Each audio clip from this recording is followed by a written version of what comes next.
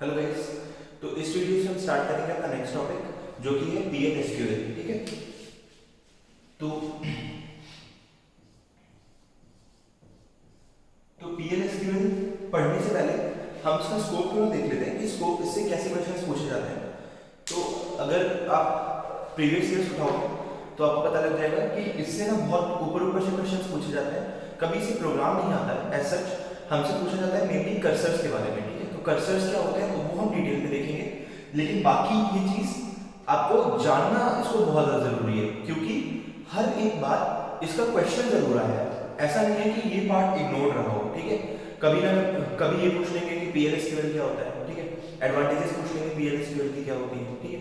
या फिर basic syntax पूछ लेंगे पीएल एसक्यूएल कैसे, मतलब क्या क्या चीजें उसमें लिखी जाती हैं। तो इस तरीके के क्वेश्चंस इसमें से ज्यादा आते हैं। ठीक है। तो हम इसको उसी तरीके से पढ़ेंगे पीएल एसक्यूएल का जैसे ये पूछा जाता है। ठीक है। क्योंकि इसको अननेसेसरी बहुत ज्यादा डिटेल में पढ़ लेना is a waste of time. ठीक है। तो हम पीएल एसक्यूएल के ऊपर आते हैं। तो पीएल एसक्यूएल है क्या? ठीक है।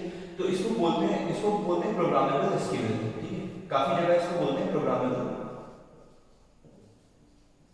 Programmable SQL. ठीक है। तो ये किसने डेवलप की थी ये जानना भी इंपॉर्टेंट है। ये ओरेकल ने डेवलप की थी। ठीक है। और कब डेवलप की थी? In the late 1980s। ठीक है। तो ये बनी थी आफ्टर एसक्यूएल। ठीक है। एसक्यूएल के बनाए जाने के बाद में ये बनी थी। ठीक है। तो अगर इसका अंडरलाइन आप देखोगे, अंडरलाइन स्ट्रक्चर क्या है तो it uses embedded SQL commands. ठीक है। एसक्यूएल कमांड्स को ही बेसिकली एसक्यूएल कमांड्स हम इसमें लिख सकते हैं इन अ डिफरेंट फैशन। ठीक है। एक अलग तरीके से। तो अगर मैं एग्जांपल देता हूं, इसमें एक कमांड होता है लूप कर सकते हो तुम एक ही कंडीशन के ऊपर तुम बार-बार लूप कर सकते हो। तो अगर कोई ऐसे 3-4 स्टेटमेंट्स हैं तुम्हारे पास एसक्यूएल में, ठीक है, जिस पे तुम्हें बार-बार रिपीट करने हैं उनको, तो एसक्यूएल में क्या कर सकते हैं, बार-बार लिख सकते हैं उसको। लेकिन ये बहुत ही हेक्टिक होता है और रिगरस कितना ज्यादा लिखना पड़ेगा। ठीक है। इसमें हम क्या कर सकते हैं, हम एक लूप चला देंगे। ठीक है। बीच में लिख देंगे कमांड्स और फिर एक एग्जिट कंडीशन लिख देंगे। ठीक है। कब उस लूप को ब्रेक करना है हमें। ठीक। तो इस तरीके की चीजें हम लोग कर सकते हैं पीएल एसक्यूएल में। तो पीएल एसक्यूएल की थोड़ी हम एडवांटेजेस जान लेते हैं इस वीडियो में। पीएल एसक्यूएल के एडवांटेजेस क्या हैं? तो सबसे पहले तो ये पोर्टेबल है। ठीक है। First advantage is portable. अच्छा, ये चीज ना हम लोग कहीं पे भी अटैच कर देते हैं कि ये पोर्टेबल है, ये चीज पोर्टेबल है, बट ऐसा एक्चुअल में इस वर्ड का काफी मतलब होता है।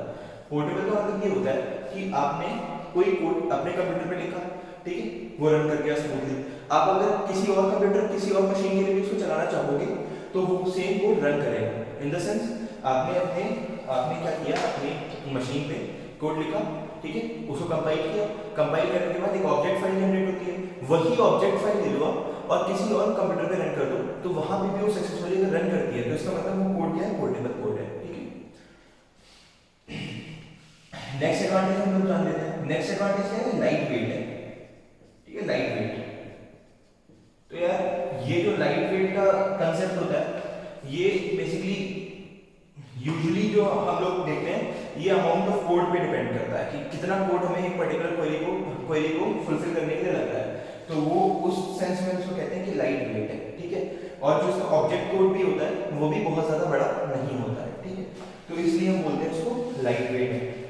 थर्ड और सबसे बड़ी एडवांटेज इसकी ये है कि प्रोग्रामेबल होती है। ठीक है, प्रोग्रामेबल। ठीक है। नंबर 4 इसके एडवांटेज है इसका वेल डिफाइंड स्ट्रक्चर। ठीक है, वेल डिफाइंड स्ट्रक्चर है। ठीक है। और फिफ्थ और सबसे बड़ी एडवांटेज, जो कि अगर कभी इससे कोई भी क्वेश्चन आता है तो जरूर इंक्लूड करना, कि ये ऑब्जेक्ट ओरिएंटेड है। ठीक है, ऑब्जेक्ट ओरिएंटेड। अब सिंस ये ऑब्जेक्ट ओरिएंटेड है, ठीक है, तो ऑब्जेक्ट ओरिएंटेड की जितनी भी एडवांटेजेस होती हैं वो सारी की सारी इसमें आएंगी। For example it helps to encapsulation. ठीक है, इनकैप्सुलेशन, पॉलीमॉर्फिज्म और वो सारी जो चीजें होती हैं जो रेगुलर ऊप्स के कंसेप्ट है, वो सारी चीजें हमारे पास प्रोग्रामेबल एसक्यूएल या फिर पीएल एसक्यूएल भी उन सारी चीजों को फुलफिल करती है। ठीक है।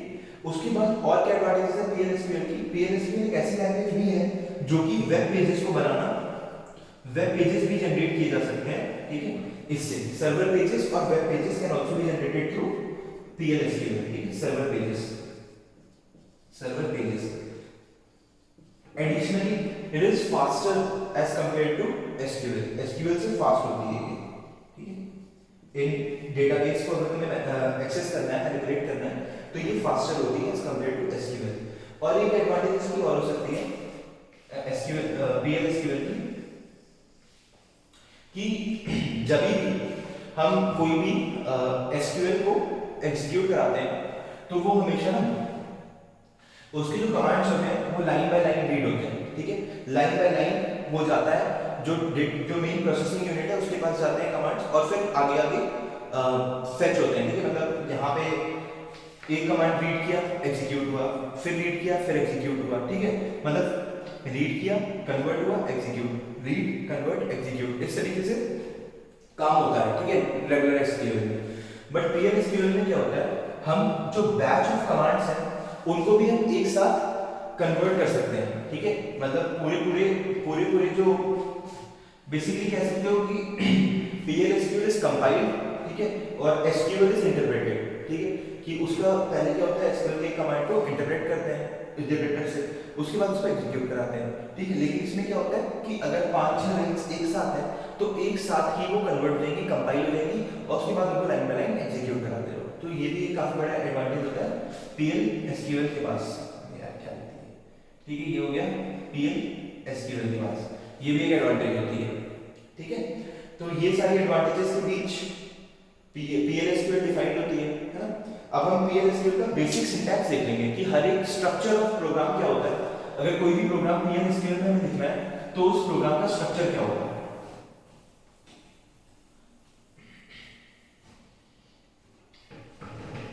अगर मैं स्ट्रक्चर की बात करता हूं तो स्ट्रक्चर कुछ कैसा होता है इसका। सबसे पहले तो अपने को डिक्लेरेशन करनी पड़ती है, ठीक है, सबसे पहले तो अपने को डिक्लेरेशन स्टेटमेंट लिखनी पड़ती है। तो यहाँ पे होता है डिक्लेयर सेक्शन, ठीक है। डिक्लेयर सेक्शन के अंदर हमें सारी डिक्लेरेशन स्टेटमेंट्स लिखनी होती हैं, ठीक है, कितनी भी हो सकती हैं स्टेटमेंट्स। यहाँ पे मैं स्ट्रक्चर ऑफ प्रोग्राम की बात कर रहा हूँ, तो यहाँ पे सारी डिक्लेरेटिव स्टेटमेंट्स लिख देंगे। नंबर 2 सेक्शन अपने पास कौन सा होता है, बिगिन। तो इस सेक्शन में, बिगिन सेक्शन में हम लोग क्या चीज लिखते हैं, बिगिन सेक्शन में हम सारे के सारे डेटा मैनिपुलेशन कमांड्स जो कि एसक्यूएल के कमांड्स होते हैं, हम वो एसक्यूएल लिखते हैं यहाँ पे बिगिन सेक्शन में, ठीक है। फिर थर्ड सेक्शन आपके पास क्या होता है, अगर मान लो